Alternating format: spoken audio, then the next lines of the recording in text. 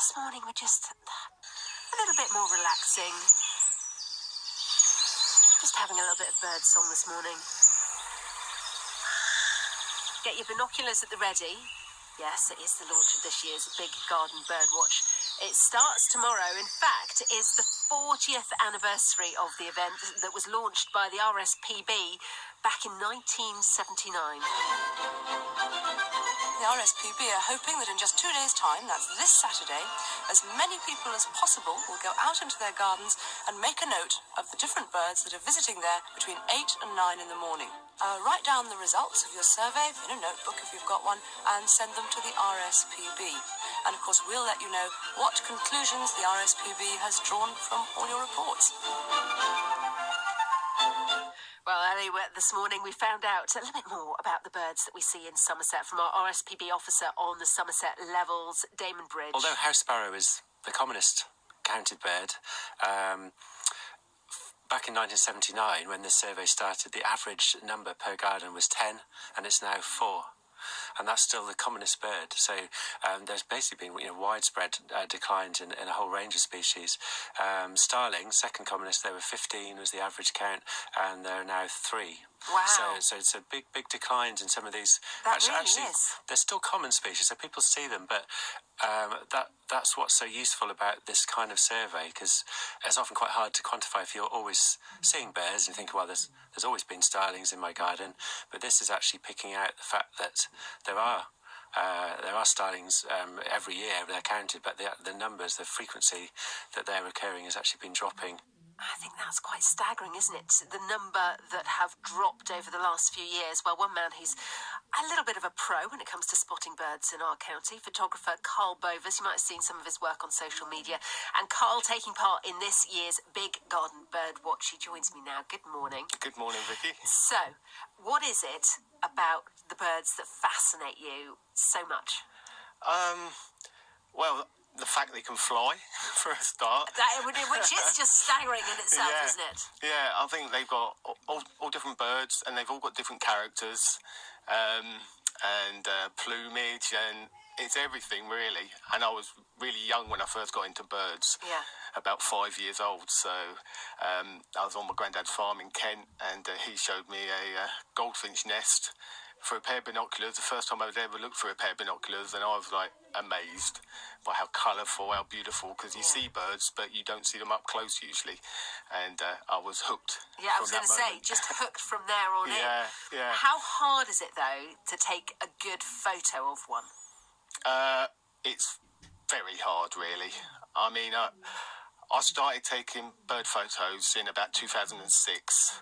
And my first efforts were pretty poor. Blurry, I suppose. Yeah, But blurry. they moved so quick. Yeah, well, on my cameras, I used auto settings for a long time because I was so worried about missing the bird that I didn't want to mess about with manual settings, and I didn't quite understand them. So that went on for years, really.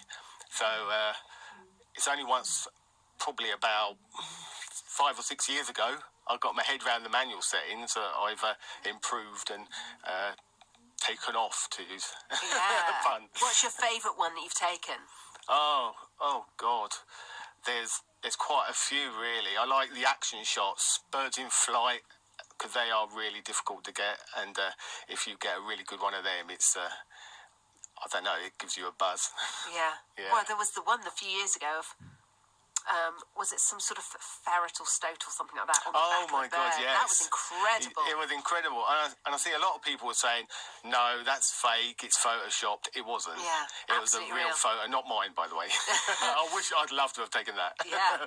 So how many years have you been taking part in the Garden Birdwatch? I've been doing it for about 10 years. Because it was opened up to adults in about 2001, I think, the Big Garden Birdwatch. Because before then it was like for the junior RSPB members.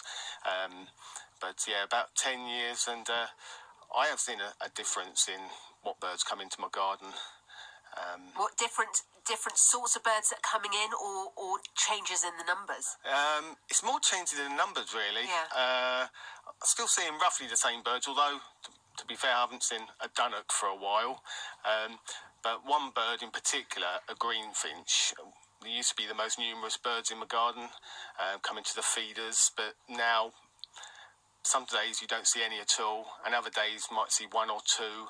So I know they went through a disease that wiped a lot of them out, so they're just kind of recovering now. Yeah, they're the ones that the RSPB telling us this morning. Do you know what? They're right down the list now in terms of the ones that we see, and they used to be so common. Yes, yeah.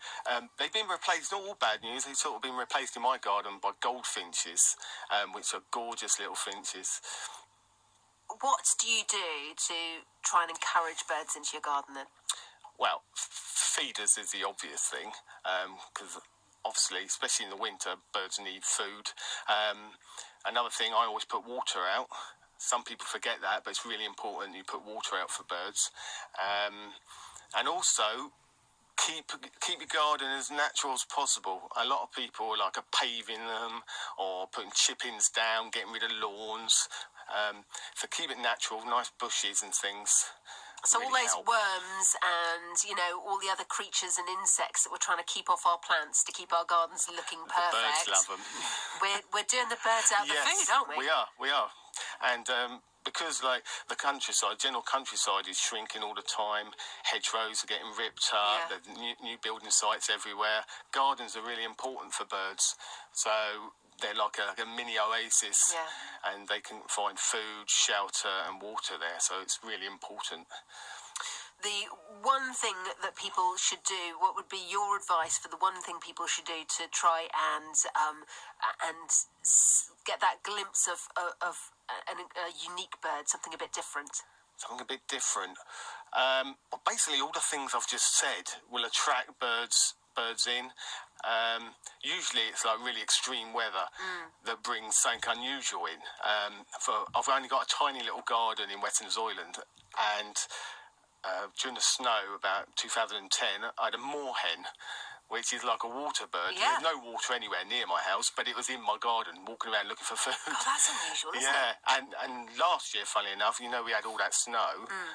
It wasn't just my garden, it was gardens all over the country had winter thrushes, field fares and redwings turn up in their gardens, which are beautiful thrushes that come from Scandinavia in the winter. So, extreme weather, put food out, you get more birds. Yeah. And the water, like you said, if it's all frozen. Today, not a problem. Today, really warm. But, the cold spell is coming back. Yeah. And all that frozen water. That's right. You must remember, first thing in the morning, go out. If your water's frozen up, tip it out, put some more in, and keep an eye on it.